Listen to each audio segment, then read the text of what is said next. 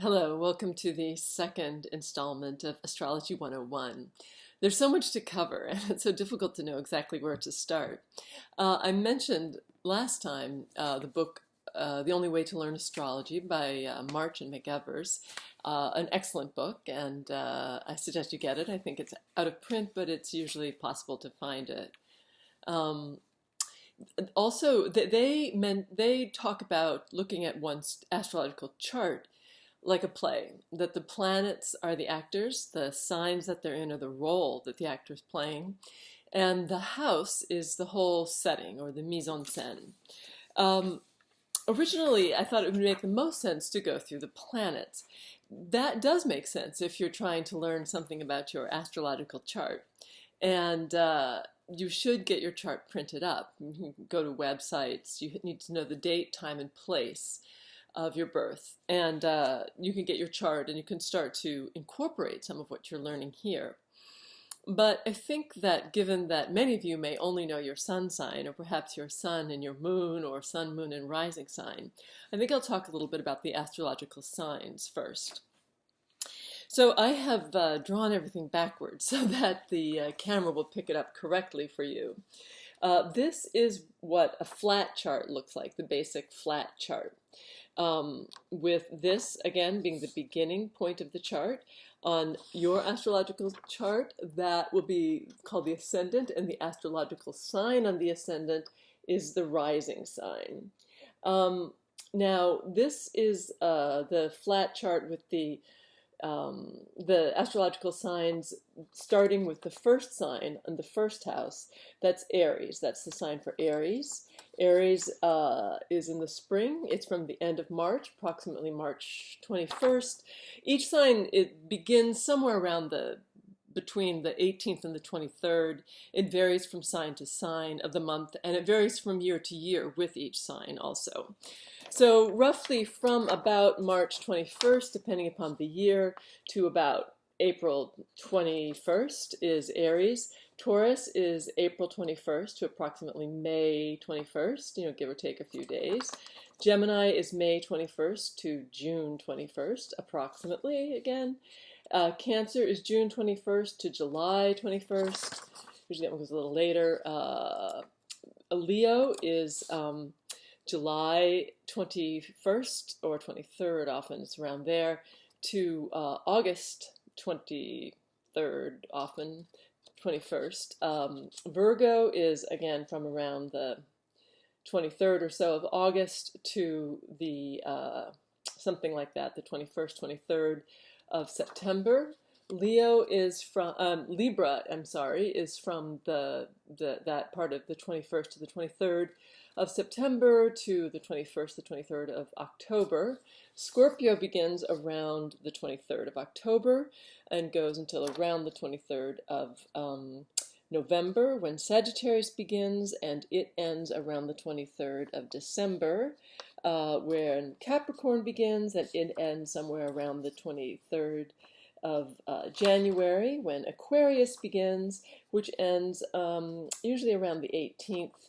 This usually starts around the 21st of January, and then around the 18th to the 20th of February, Pisces begins, the last sign of the zodiac, and it, of course, ends with Aries, starting again at somewhere around March 20th.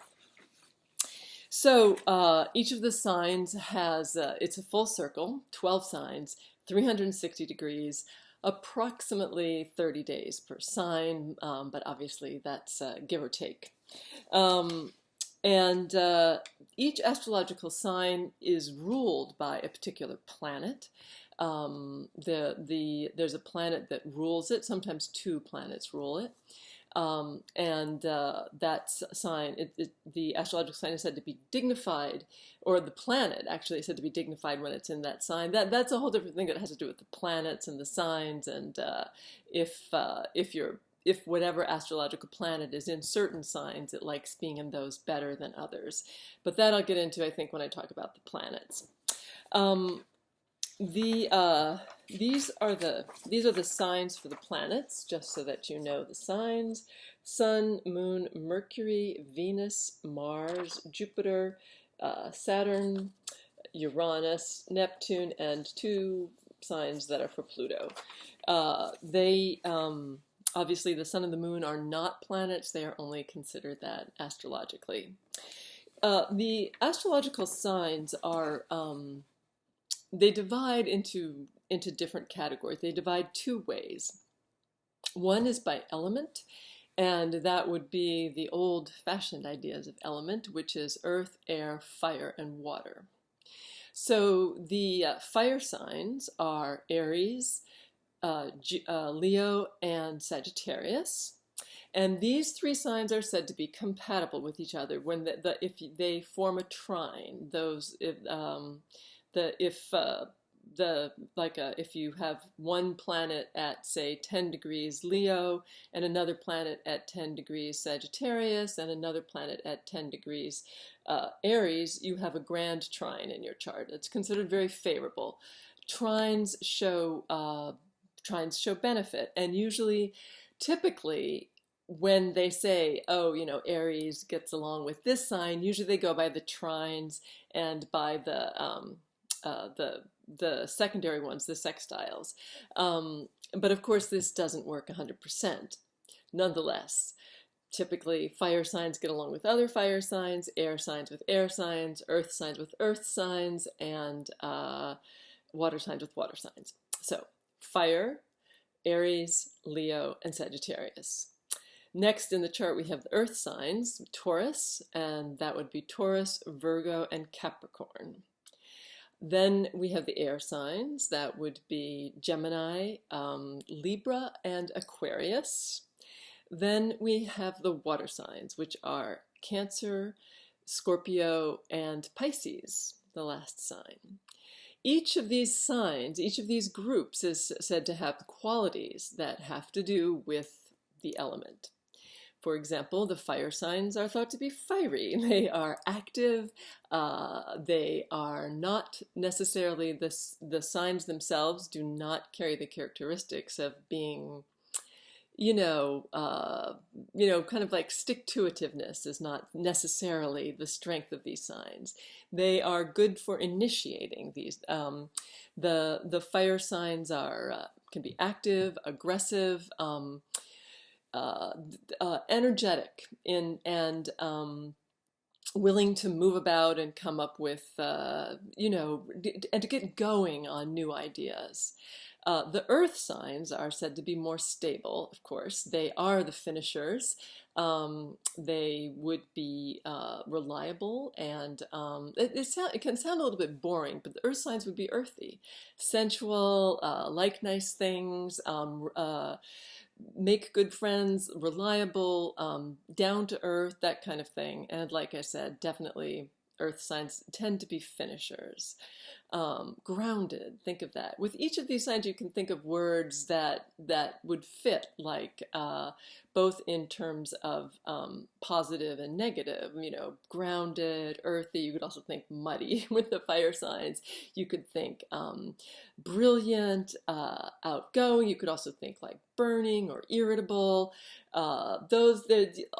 Each signs, think when you're thinking of like what kind of sign or what they mean, think of the kinds of metaphors that go with the elements, and each of these signs will have some aspects of those characteristics. Air signs can be flighty, like they go well with the fire signs, generally speaking. And the air signs, air rules the intellect. So the air signs are considered very facile, mentally and physically. Their minds are quick and agile, and they can skip about to a lot of things, and they tend to be like, the thinkers. Gemini, for example, is thought to be very skilled at doing a lot of different things, and Libra likes to make things even, and Aquarius is sometimes thought to, not be so emotional because they're always like, kind of using their intellect, the mind. And the air signs, again, are not necessarily the finisher signs, but perhaps more so than the fire signs. Then we have the water signs, and water rules emotion. So that would be Cancer, Scorpio, and Pisces.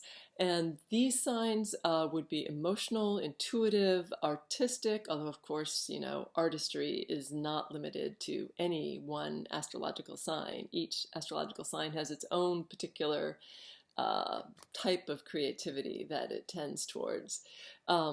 Water signs, again, they tend to be, there's a lot psychic, nurturing, emotional, or able to connect to the emotions of others, that kind of thing.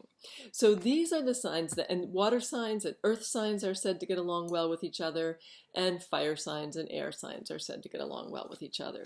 That's one way of looking at the different signs. Another way of looking at the signs has to do, is called that whether they're cardinal, fixed, or mutable. And I see that it's been a little bit over 10 minutes. It's kind of good to keep these short. Next time I will talk about that way of looking at the astrological signs, and perhaps I'll go more into what each sign means, each particular sign. All right, talk to you soon. Bye.